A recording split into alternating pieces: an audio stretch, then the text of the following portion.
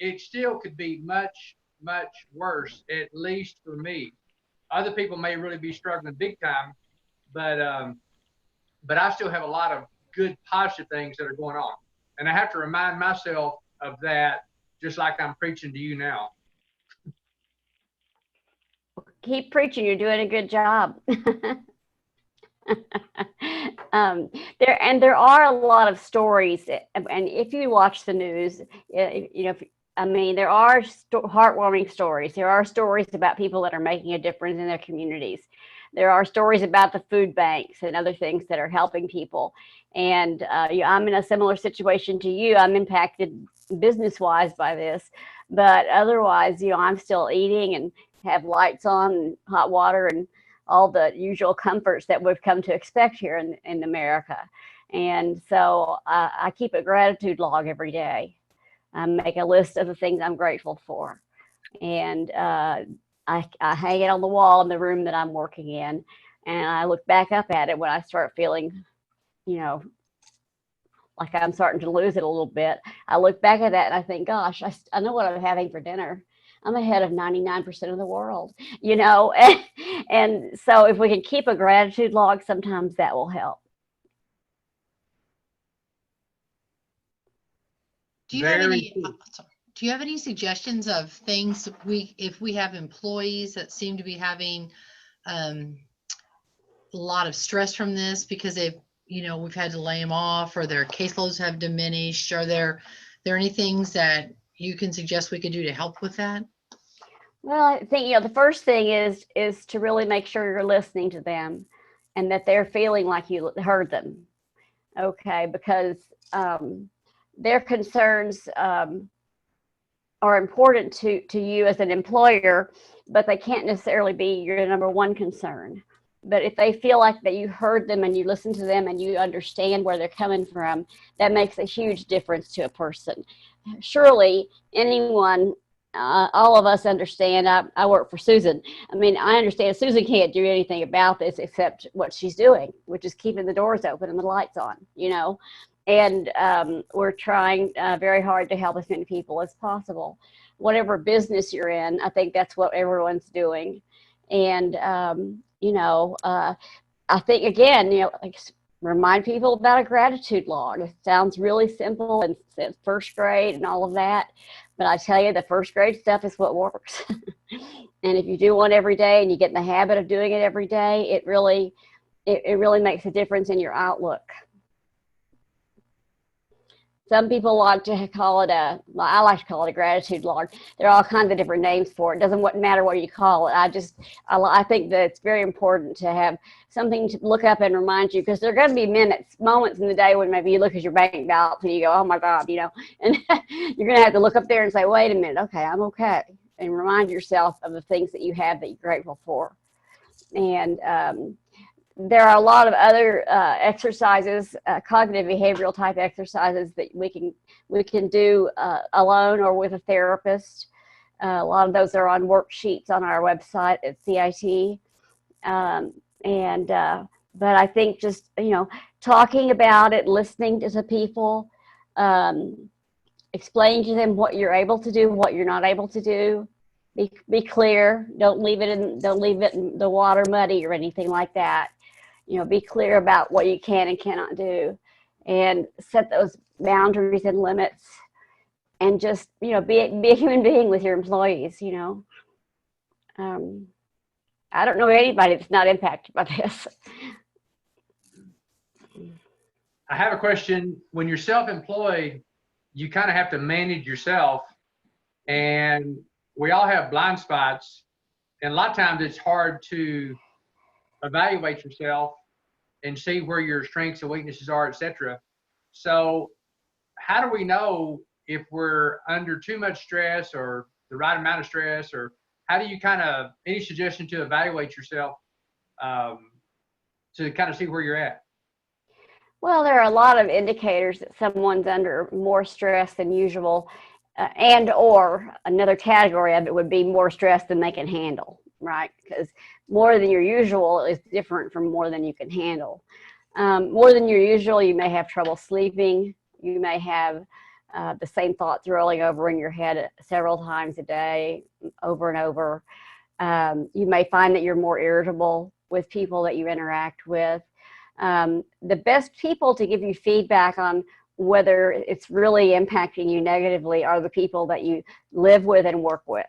And the people you live with are probably going to feel freer to say what they think than the people that you work with. Our loved ones many times can say, you're not yourself at all. And I don't know what we need to do, but something's really wrong. And sometimes maybe they won't say something. If as the male and the head of the household, they may not say anything because they're waiting for you maybe to bring it up. So we have to bring these things up. We have to give the kids a chance to talk, give everybody a chance in the family to talk. Everybody in the same thing. I mean, I'm using a family analogy. It's the same thing with a business, the parents and the children. Everybody needs to have an opportunity to talk and say what they think is the most difficult about it, or whatever the topic is. But everybody has to be able to say, yeah, you have been really grouchy lately. And that's the best way that I know, is to get feedback from others who really know you well. I just wanted to tag on to that point. Is we're having a daily Teams meeting. We use Microsoft Teams at work, but it's good. The first thing we do is check in with everyone at 8:30 in the morning. Everybody calls into that meeting and we ask how everyone's doing, and we go over the projects and what we're working on today. And it's quick. We get it done in like 15 or 20 minutes, but it's a way to stay in touch with everyone on the team and everybody feels connected. So I agree. It's important to use the technology that we have. We're also using Zoom for family meetings. And actually this Easter, we're going to have our biggest family gathering via Zoom. We're actually going to have extended family, both on the Hare and O'Brien side. We're celebrating birthdays, anniversaries, Easter. But yeah, I'm embracing the technology and trying to help family members learn how to use it. And it's a great way to stay in touch, because normally we would just do Easter with the immediate family, but we're going to have extended family. And I think it's really important to stay connected right now and do it, through technology. You're right. This is Brad from Indianapolis. I was just going to mention that in addition to, we use GoToMeeting for our daily check-in for our staff, and then obviously a lot of our Kiwanis clubs and districts have had meetings via Zoom, but I just learned of this morning the House Party app, and apparently you can go to houseparty.com and pull that down, but apparently it's great for chatting with the family. And then the unique thing was that apparently there are games that you can play, like Pictionary and other things, with your family from all over the country. So I think that'd be a great one to try out over the Easter holiday or Passover or whatever. Yeah. That sounds like a great idea. I don't know anything about House Party, so I appreciate you making us more aware of that.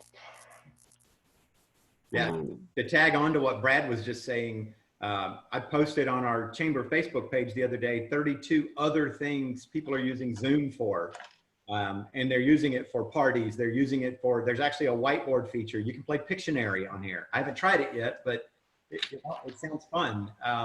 So there's a lot of different ways to connect and connect with family or with your team, whether it's GoToMeeting or House Party or Zoom or heck, even a simple phone call. God forbid we go back to actually talking to people on the phone. Yeah, right. Difference and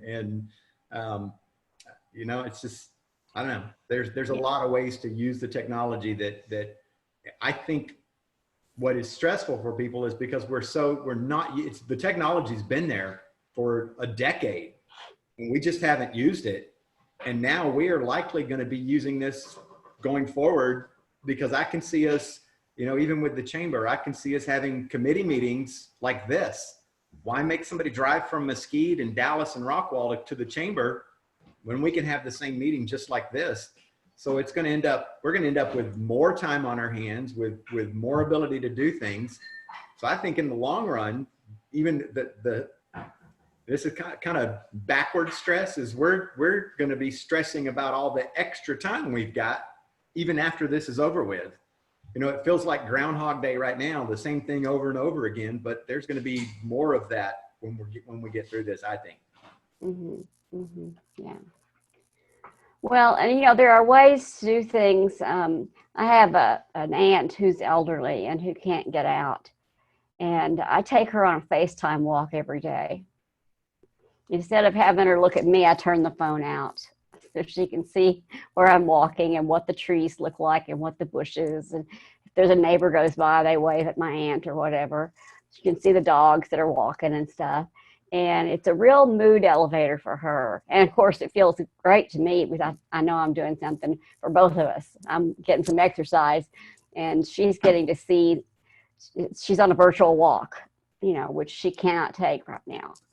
And so I've never thought I would use FaceTime like that. I haven't used FaceTime just a whole lot before all of this.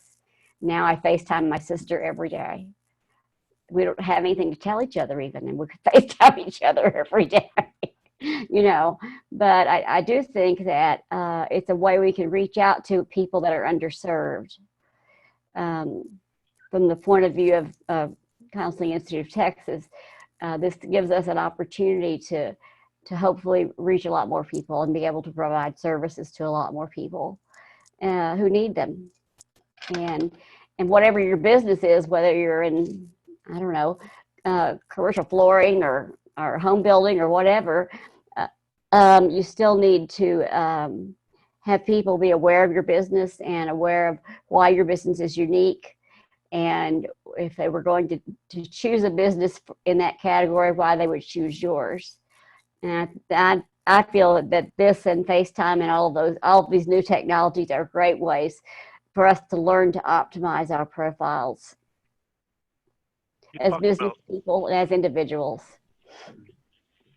You talked about gratitude earlier, and one of the things that has been sort of fun for me is and my wife has been doing it as well, is that when we do get out for our little gathering once in a while to get food or go to the pharmacy or whatever, we really make a point, and even the mail person when they come in or a package is delivered from a distance, we thank them for being there for us. And so many of them are really shocked that, I had one lady at CVS that said, well, it's my job. I'm like, well, but your family is allowing you to put yourself in danger and everything. So it's just a different way of looking at it. So I'm hoping that as a result, we'll all be a lot kinder and gentler once we come out of this. Couldn't agree more. I've seen video of in different countries and different cities when they'll have a shift change in a big hospital district. A bunch of people will be outside clapping or honking their horns or flashing their lights or whatever to make sure that the healthcare workers know that they're being supported. We've started having driveway meetings in my neighborhood where everybody stands in their neighborhood and yells at each other.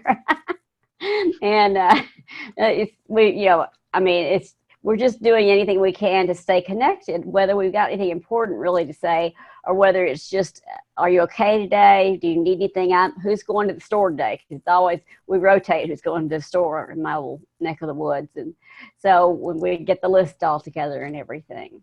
But I think you're right. I think saying thank you to the people who are there, who are essential and who are there, because they are putting themselves at risk, at considerable risk. You mentioned the healthcare ones. I loved, there was one the other day that really took me back, was the people in the hospital were applauding the maintenance staff that was coming through. And it's like, we just take that for granted that our facilities are going to be clean and things like that. Yeah. So it's really great to see some of those folks that never get any kudos, that are sort of invisible to most of us, yes, to get some recognition. Yes. I have 3 little boys living next door to me, and they love the trash man. Oh, do they love the trash man. And they love his truck, and they love everything about that, and that's what they want to do when they grow up. That's cool. So their mother almost always texts me when the trash man's coming, so I can watch out my window if I can't get out on my porch to wave at him too. And of course, that's nothing to do with COVID. That's just those little boys are just, they're little boys. They're crazy about the trash man. He has a big fun looking job, rides on a truck to hold on to a handle, and, doesn't have to have a seatbelt on. And so, but I try to be out there as well, or I try to wave as well, because I don't want them to think that it's just the children that appreciate them, or the children that see how important what they're doing is. If they don't come get my trash, I'm really in a bad spot.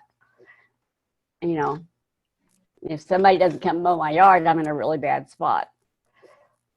So I think you're right. We have to try and intentionally be more grateful and intentionally be more outward about it than maybe we're used to being. So I have a question in that regard.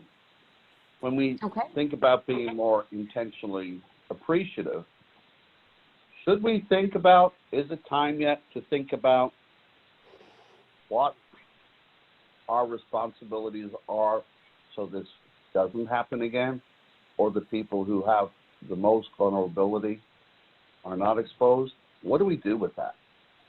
Should we do something with it, or is it going to be, unfortunately, just another forgotten event? Well, what do some of the rest of you think? I don't have the market cornered on opinions here. Larry, what do you think? I mean, this thing started in China and came this way, and by the time it got to a little bit of bitty Forney out here in East Texas, you know, I don't think I could have done much to do it. I do wash my hands about every 15 minutes now, but I don't know individually if we could have stopped it. Maybe we all take better care of ourselves and get healthier. That's going to be hard for everybody to do, or to get a lot of participation there. But we're going to learn from it, I believe. But I don't know if it's kind of hard to stop, really. And so I don't know individually if we could have helped that much individually.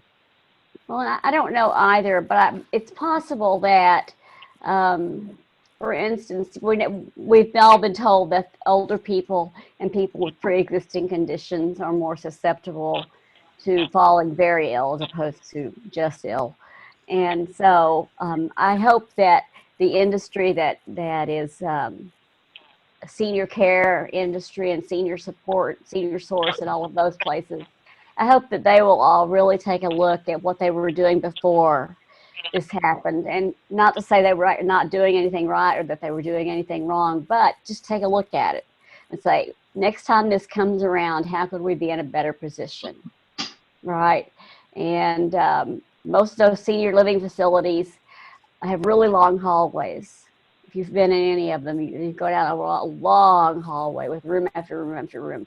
There are no hand washing stations, you know, and the people are coming in and going out, coming in and going out. So, I mean, that's an idea that I have. I don't work in a long-term care facility, so it may be harebrained. But I just, I noticed how long those hallways are when my mother was in a facility.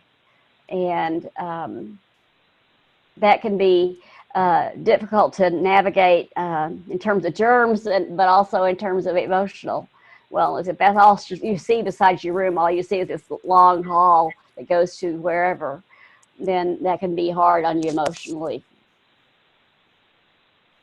You know, I was gonna throw this in.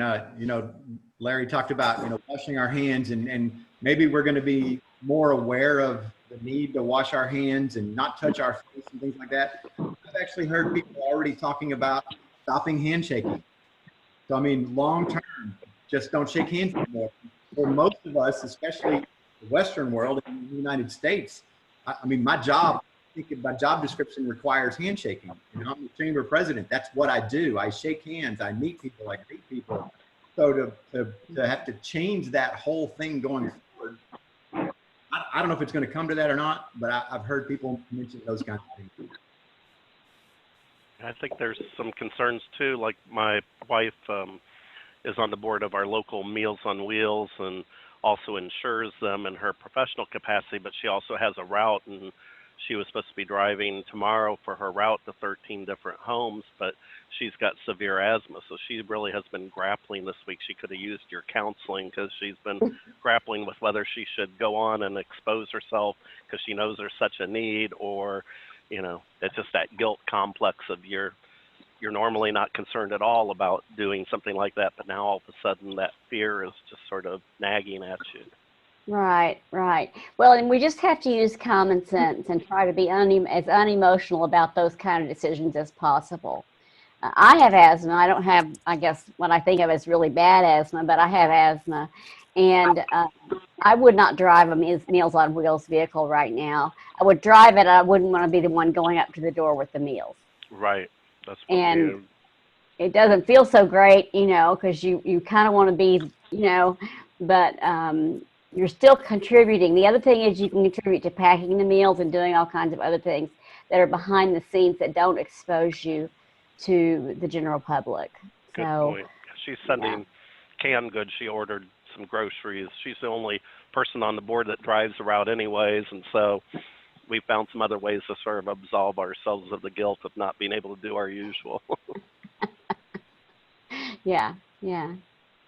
I normally volunteer at a food pantry over in East Dallas, and it's been closed largely since all of this started happening because most of our volunteers are older, and the people that have time to spend the whole day down there 5 days a week are the people that are retired, and they're not the 30-year-olds. And so we do have it now so that we can do telephonic interviewing to provide food, and we can give the person a number. We've got a tent outside, and their order has a number on it, and they drive up then and they come and get their food. So we are back operational with food now. We aren't operational with clothing, which is a big piece of what we do as well. But that's a little too complicated for us to do right now. But we are still providing food, and that's a real important thing. And sometimes I work in the part of it where you're packing the food up and you never see anybody. Most of the time I'm an interviewer. But if more people show up to interview than we need, then I go to the clothing or wherever, to sort. At a food bank or a clothing place, any kind of a nonprofit that's helping the general public, there's never enough people. There can't be enough people to get everything done that needs to be done. And a lot of it is unskilled. I don't have to understand a computer program to help them pack groceries. I don't have to be able to do a Zoom meeting to sort clothes from the ones that are going to be usable, saleable, maybe. These clothes, not so much. And then these clothes are not, these are in such bad shape that no one's going to want them, and sort through like that. So I was really happy we were able to get back up and running with the whatever it is. Telehope. Are you all offering counseling? I know the doctors now are encouraging us to do it over the video on the, even looking at your throat and things like that. I just wondered whether it's come to counseling as well to do things over the phone. Yes, we are at CIT. We're providing full service teletherapy, and we've been doing that for about 3 weeks now, I think, Susan, 2 or 3 weeks. Yes. And if you want to refer any of your families, we have worked out with the state where all of our programs are online. So we're really excited because our students 17 and under and their families can qualify for the free family tree program. There's a few restrictions, so you need to call, but it's exciting. We can still take our Medicaid for our kids over, for telehealth, and we've got everything else working. So the students are really under a lot of stress, especially if you've got a senior in your house. My gosh, they're missing their senior year, prom, and all that. It's so awful. So yeah, all that stuff, we can still work everything online. So you can just give us a call, and we're happy to work with the families. We're seeing a lot of folks that are really not handling this well. Well, how do you handle it well, right? Because everybody's at home all day long. In a given situation, let's say normally dad works outside the home and mom does too. But now they're both working from home, but the kids are also homeschooling, right? Well, unless you have a pretty big house, there's going to be some friction there. And maybe having enough internet speed to operate everybody's device at the same time is going to become an issue.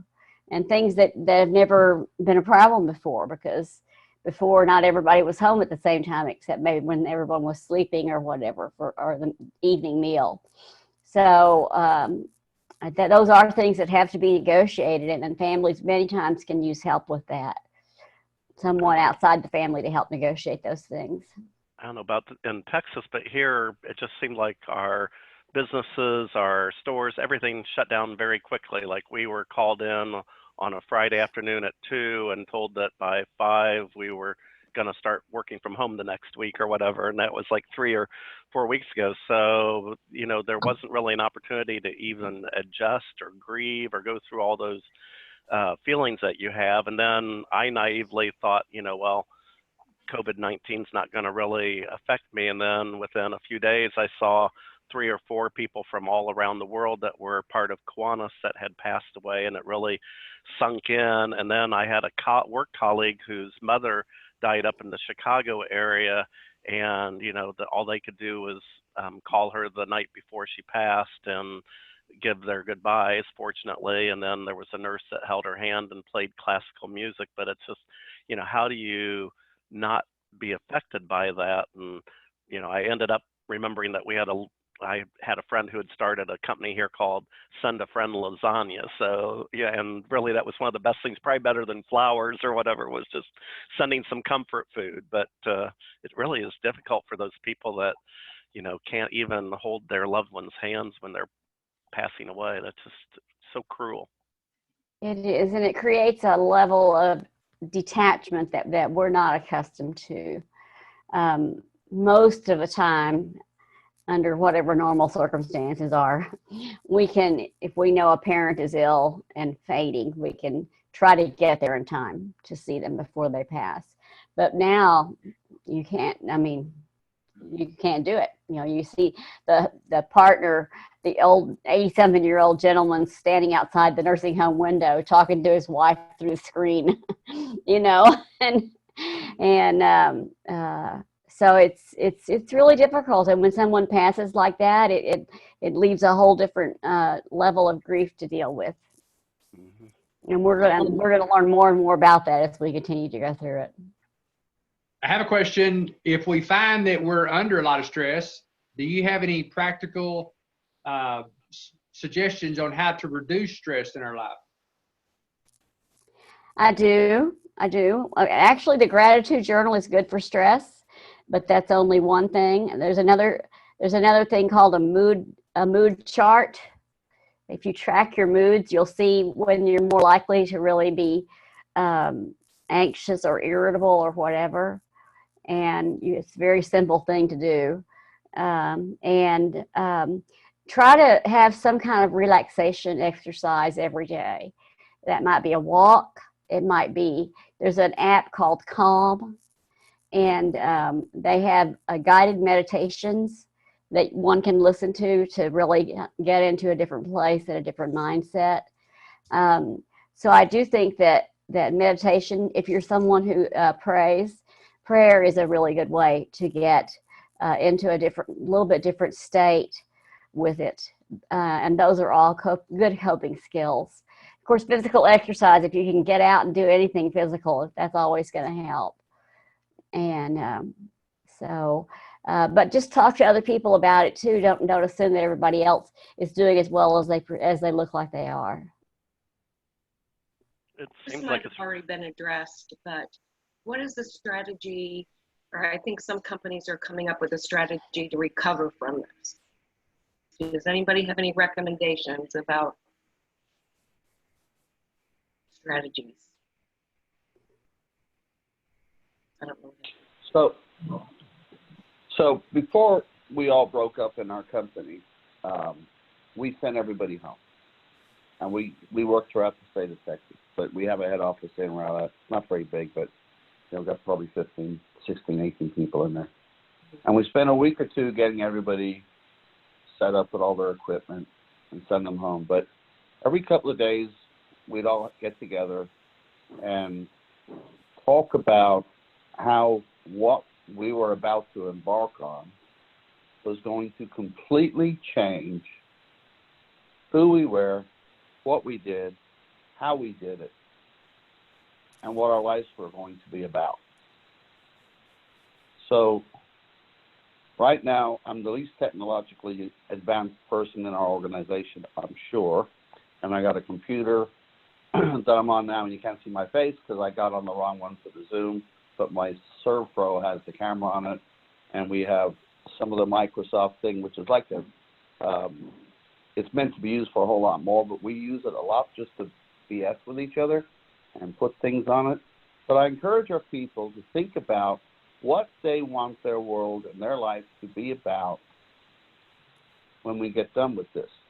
And quite honestly, I'm beginning to question the requirement for my office building. So with that, what else has to come with it? Healthcare has to change. How we look at people needs to change, because the people who are doing all the work are probably the least paid people who are keeping us all alive. You know, it's not a question of whether it comes from China or where it comes from. They can all figure that out later on their politics. But how are we going to advance ourselves as a human race? And then you start looking at people who, as you say, how are they reacting to this? How are they carrying on? I have some employees whose moms live with them, or they live with their mom, and they're 50 years of age. I got single moms with 2 kids. How are they managing their workload? And they're all coming to grips with this, and they're all setting their boundaries, and they're all learning how to do all of this, and all of a sudden they're not going to want to come back to the office. And quite honestly, I don't think I should make them do that. What's the point in that? So if we can encourage people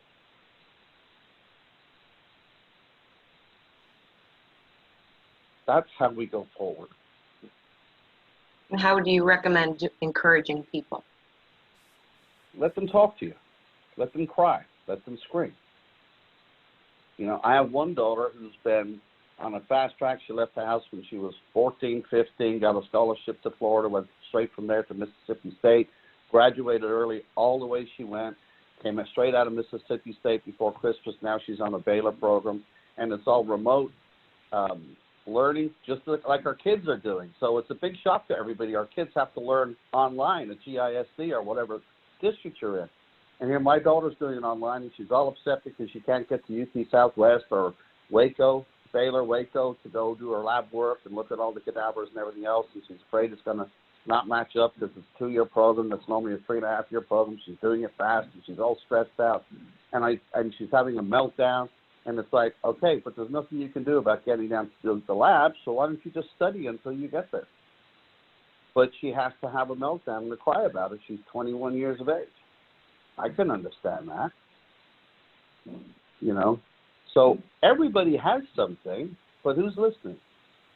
And I find listening is the biggest thing. I got mine. I get upset about stuff. I can go out in the backfield out there and scream my lungs out or whatever, you know, and that's how I deal with stuff. But everybody has different ways, but how are we, if you want to know what our strategy is for going forward, it is to lean forward and look forward and think about what we can do, where we can go. How do we get rid of what's behind us and make ourselves better people, better companies, and give people a better quality of life? It doesn't get any better than that, does it? I don't You need think to so. be my boss. Most bosses don't listen. So. I do think there's going to be a huge challenge. I've noticed even in our little group, all of us, we're very fortunate because my unit at work, we all have kids who are adults and have left the nest. I think there are a couple that maybe still have a college-age kid that's come back, but I cannot imagine going through this and having to also homeschool and fix meals and do all the things. And I find even for myself, you talked about setting boundaries. It's really hard. You know, I can be on calls with people across, you know, I'm here in Indy at 1:42 and it's only 12:42 your time, and I can talk to people on the West Coast. And so I'm up at all hours and everything. And I've had to try to learn how to not feel guilty for maybe kicking out for a hour-long walk during the middle of the day, because that's just not in my DNA. I feel like I need to be bound to my computer or whatever. Right. And in reality, what the people that you're working with and who work for you, what they need is they need you to be at your best. And the way for you to be at your best is to take off and go for a walk. I mean, in that example, anyway. Thank you. So that's what we all need from each other, is that we're all as close to being our best as we can be. And not everybody has to be optimized at the same time for it to work, you know. You mentioned you kind of felt guilty for taking some time off. In the business world, they teach your body's the most important machine that you have, and you got to take care of it. And sometimes taking a break, there's nothing wrong with that. Sometimes you got to kind of pull over and sharpen the saw, because we're kind of, now in the day and age we live in, we go and go and go and go and go and go so fast, and very little do we take time to pull over and say, where am I going? Am I going in the right direction? Am I, with what I'm doing, is it in alignment with my goals? And, because we can chase a lot of rabbits many times, because this the world is so fast now that we're not always as efficient as we need to be. And sometimes you got to pull over and evaluate, how am I doing? Where am I going? And there's nothing wrong with taking a break. The world kind of preaches work hard, and that we kind of worship hard work. But a lot of times that's not the most effective. It's kind of better to say, am I working smart and hard to accomplish the goals I need? Because it's easy to get sidetracked today and really be inefficient. And that's easy to say, but it's kind of hard to do for me. I think that's hard for all of us to do, to kind of get out of whatever process we created for this particular task, the process that requires us to enter things in a spreadsheet or whatever it is. And then after a while, when we're not actually in an office with other people, we realize, well, there's a lot faster way to get this done, or there's a lot better way to get it done. And then I can have face time, so to speak, with my employees or with the people I work with and all that.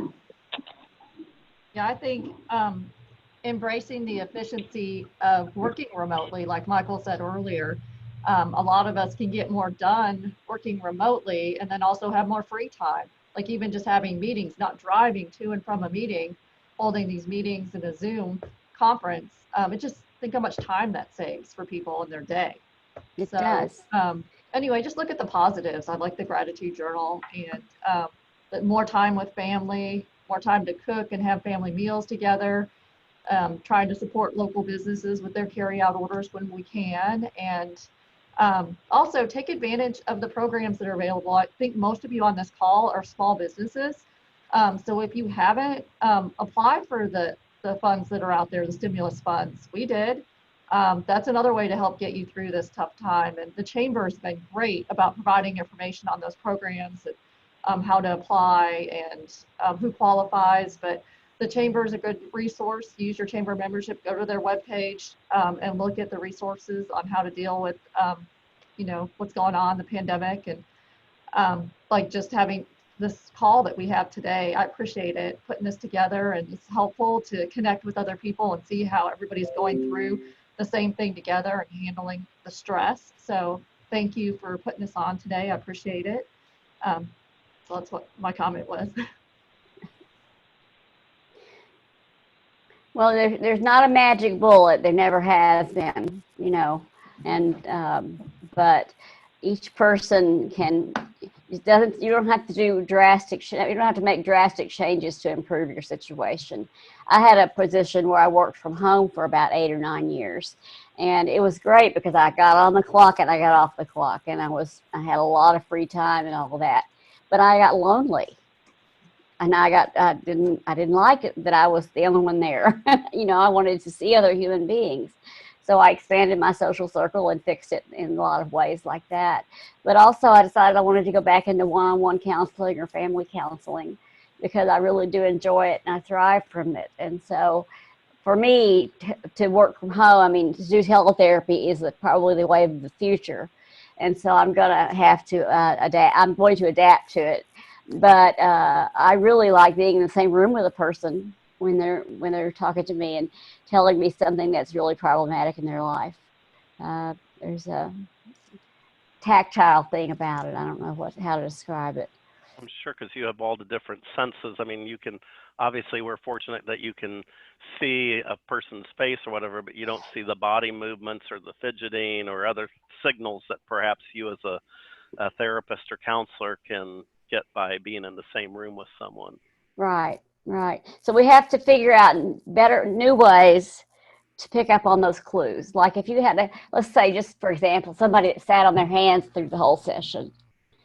Depending on the person and what they said and whatever else their demeanor was, you might interpret that a certain way. Well, I would interpret it a certain way.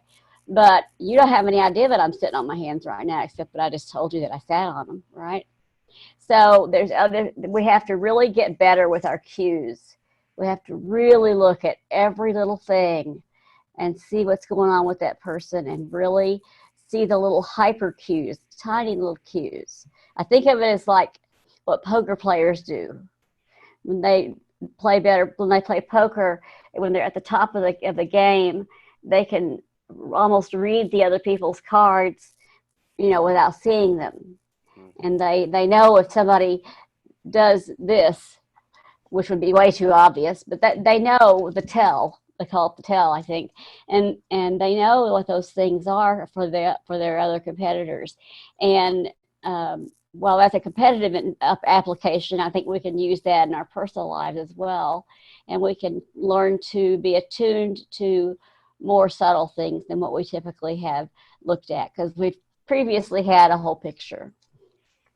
With those cues, do you have any suggestions on when we do interface with children or grandchildren, how much of this, I mean, I assume a lot of parents are just trying to keep it as normal as possible and keeping their own personal fears and concerns to themselves and not letting that really affect the kids. But I know kids intuitively can sense things. So do you have any?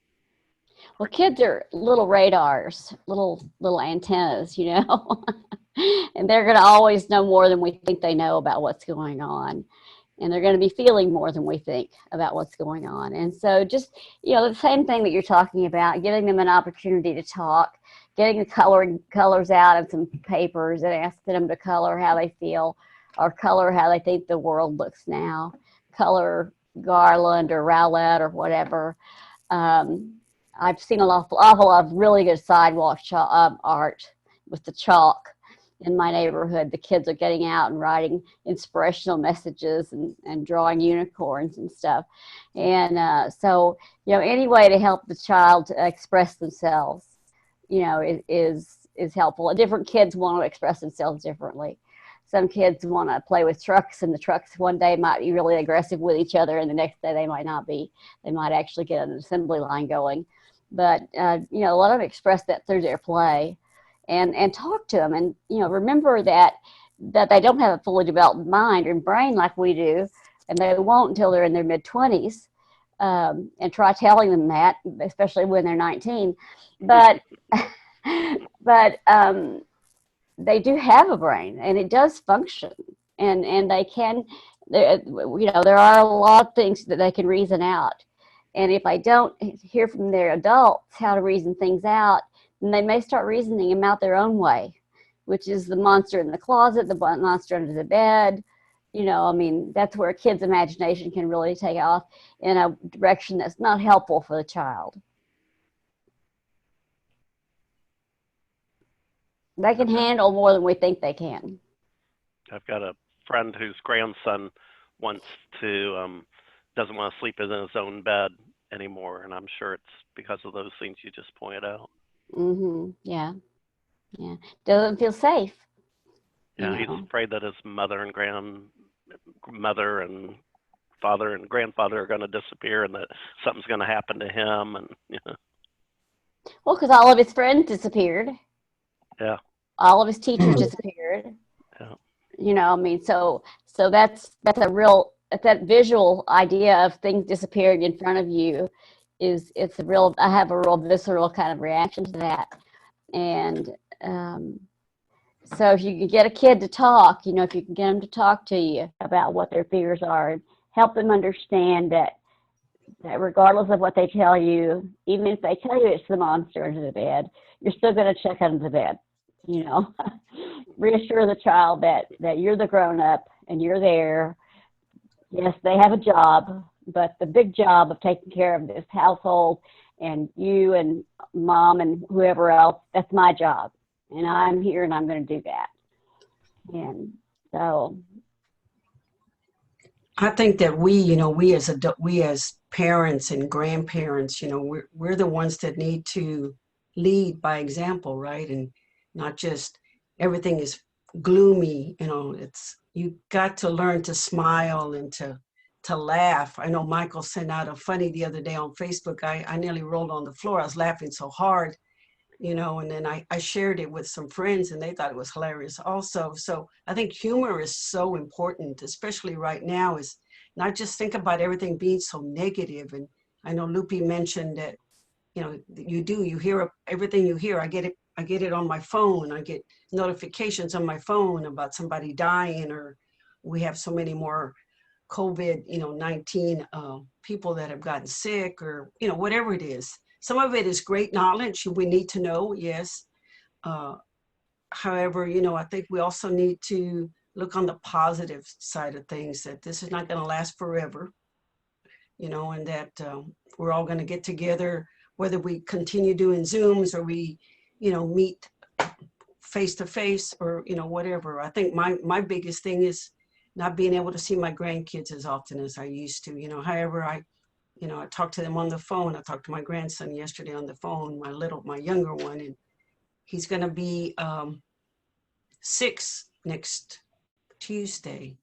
So, we're going to attempt to celebrate his birthday some way, somehow, and Easter at the same time. So, it's tough, kind of like Sheila mentioned, they're going to have a virtual, kind of like a virtual Easter, right? So I think that's a great idea also. I've seen a lot of parades. Yes. So people are planning Easter parades, and birthday parades, and things like that. So you can still keep your social distancing, but you can see the people. They haven't literally disappeared. Yeah. And maybe everybody can leave the gifts on the curb, and then mom can go wipe them down, or dad can wipe them down and bring them in the house. But yeah, I think that's we're going to find a lot of ways we would never have thought of if this hadn't come along. So I don't think I would ever say that it's going to be a blessing, but certainly it's going to teach us a lot. This is Sherry. You had mentioned that people were doing chalk drawings and inspirational things. I learned how to use a power washer. I don't know if you can see this, but I power washed a smiley face, and I got a lot of comments on that. Oh, that's fabulous. I figured I might as well be creative at the same time. But I also make greeting cards, and so I sent greeting cards to all my neighbors, just to say Happy Easter and just to lighten their day. Right. And those are, of course, wonderful things to do. I'm sure your neighbors all really appreciate that. And it means a lot to them that you take the time to do that. It's not like you just went to the dollar store and bought a bunch of Easter cards and dressed them, which would also be an effort. Okay. Somebody like me, that would be a pretty good sized effort. But you've got a talent. I actually made these with my neighbor kids. Okay. We got together and we made a bunch for everybody. Mm-hmm. Sherry, you're incredible. You are. You always bring a smile to a group. That's my goal. Awesome. Well, we are bumping up right up close to 1 o'clock, and I know some of you probably have another Zoom meeting to get on. So thank you, Mary Ellen, for facilitating today and leading this conversation. Thank you, Susan and the Counseling Institute, for helping set this up, and to Kiwanis for sponsoring this today. Appreciate all that you've done and all that you're doing. And thank all of you for joining. Hopefully this helped you some, whether you listened or talked or whatever. Got some good ideas, and things are gonna look up for all of us. So thank y'all for coming, and we'll be in touch. Thank you. Thank you, Michael. Thank you. Thank you Bye. all. Great. Bless you, everybody. Happy Easter. Bye. Yes. Yes. Be safe, my friends. Thank you. Thanks. I hung myself up. Okay.